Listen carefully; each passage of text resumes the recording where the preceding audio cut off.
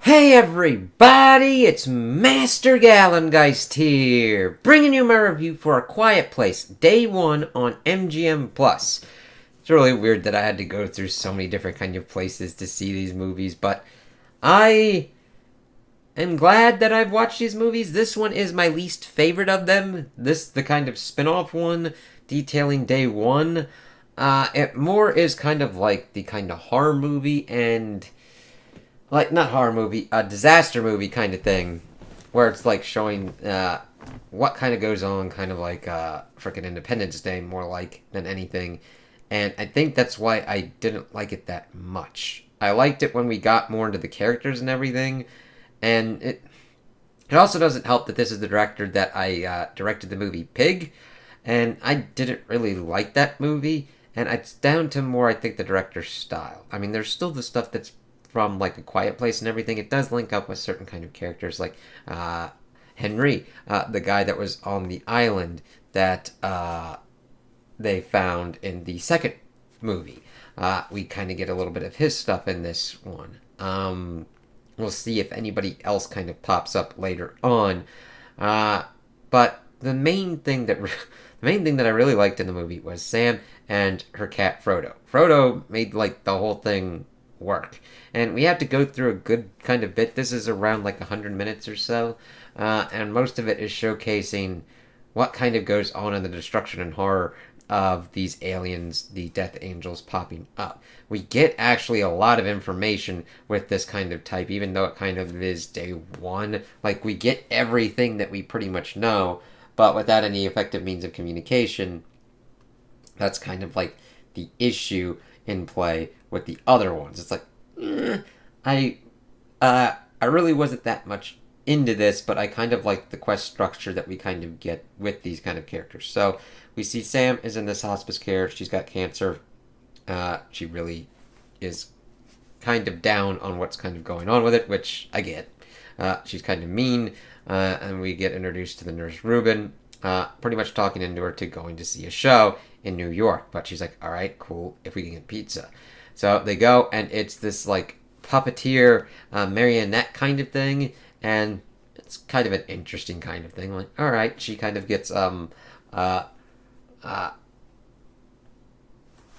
kind of unnerved or whatnot, and then goes out with her cat, and then of course everything starts kind of going haywire and crazy, and that kind of goes really effective. Also seeing the Death Angels more in herds. We also see that they either have some kind of farming ability or something came with them of this kind of fungus thing that they eat, which kind of showcases that when they are attacking people, they are doing it more out of just attacking and killing more than for food or sustenance or anything like that. We also get periodic things where, like, we get helicopters going overhead, which you could maybe hear that there's actually a helicopter going around me right now, telling them kind of information to stay quiet, stay hunkered down, go to certain kind of places because they don't like water, and it's like, interesting. But we see that she kind of gets knocked out, but gets like brought back into the theater. We also see that Henry, the guy from the and his family, were seeing the same kind of show. Frodo kind of knocks. We do see that the cat is usually pretty good on its things, accidentally alerting certain kind of Death Angels because it brushed past a kind of little bell thing. But we see that they're pretty much being told to go to the water to get on these boats. But Sam decides to go to Harlem to get this pizza place because her dad was a musician. And after they would do this jazz club, they would go to this pizza place and have pizza afterward. And she's essentially doing this as a request to get her pizza because she's like, I'm dying. Thing is, she also really doesn't have her meds that she needs to manage her pain, and that starts becoming a pain point later on in the movie. We see that the cat eventually kind of finds this kind of Eric dude who is this English law student kind of dude. Let me see. Law student? Yeah. And he's trying to figure out what's going on. I really do like Joseph Quinn's character in this, and he's really able to sell the kind of shocked and trying to figure out what's kind of going on. We also see that Ruben also gets killed by one of the Death Angels because this generator started kicking on, and he was able to shut it off, but his shirt ripped, and that's kind of where she just is like, fuck this shit, I'm gonna go try and get my pizza. And at first she's pretty much telling Eric to just go the fuck away, but he doesn't understand really what's going on.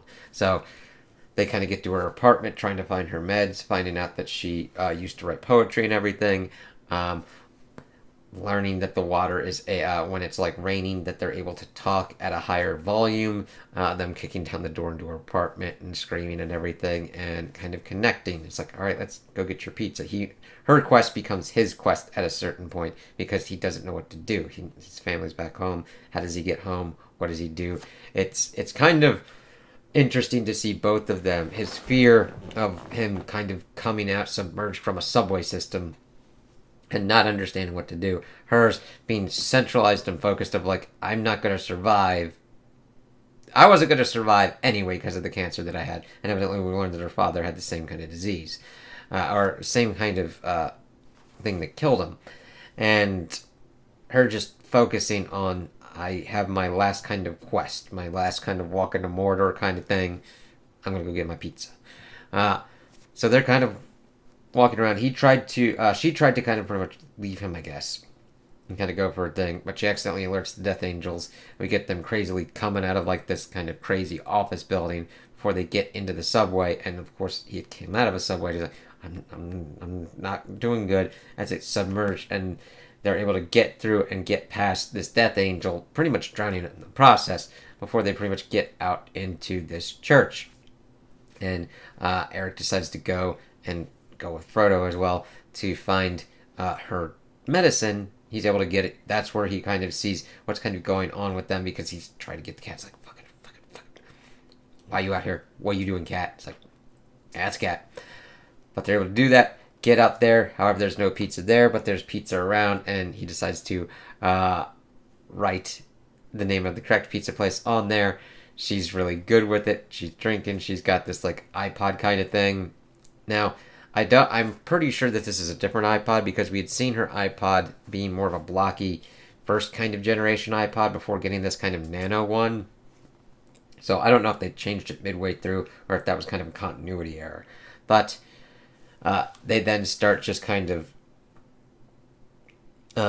doing their kind of thing and performing like magic cards and magic card tricks to like cheer her up and everything.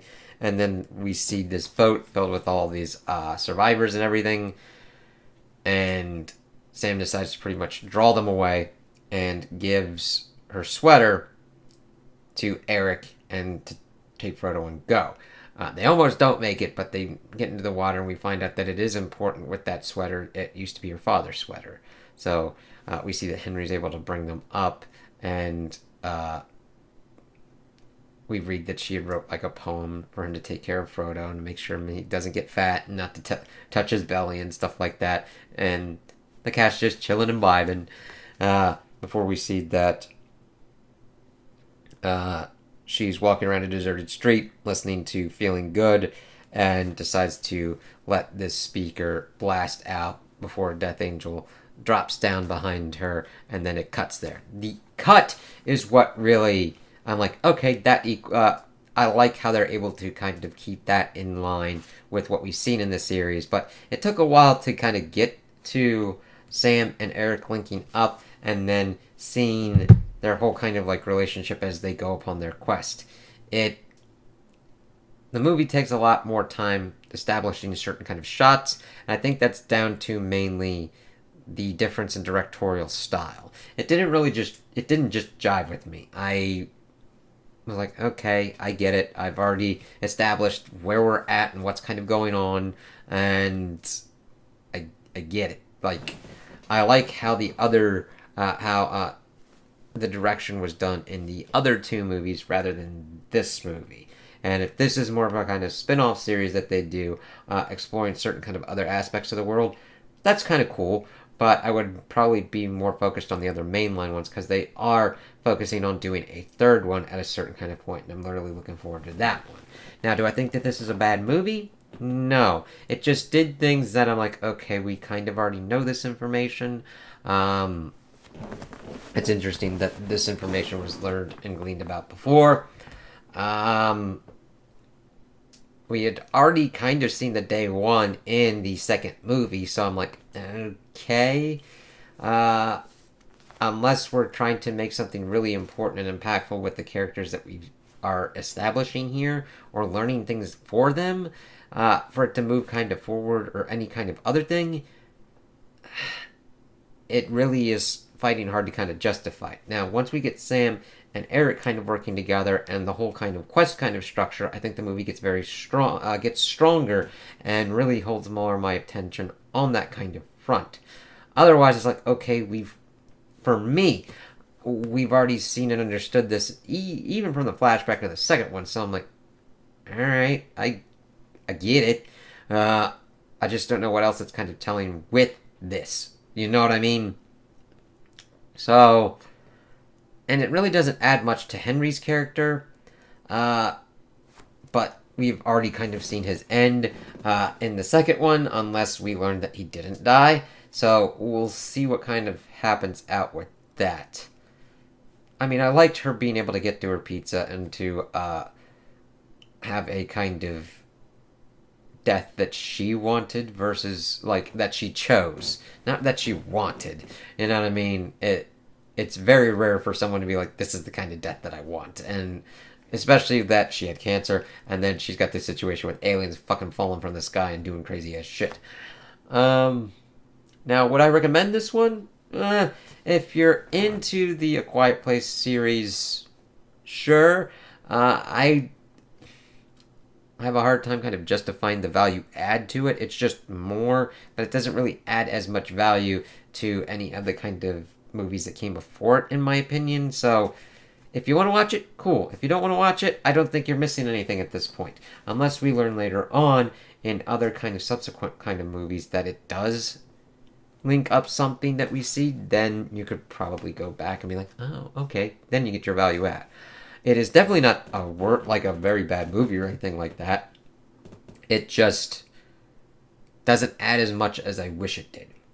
Even though I really like the characters of Sam, Eric, and Frodo. I do like that Eric really explored the kind of fear aspect that we had seen in previous movies as well. So I did like that kind of popping up more, and how to kind of tackle that fear and get through that fear. That's an important kind of theme in this series for me, that at least I see.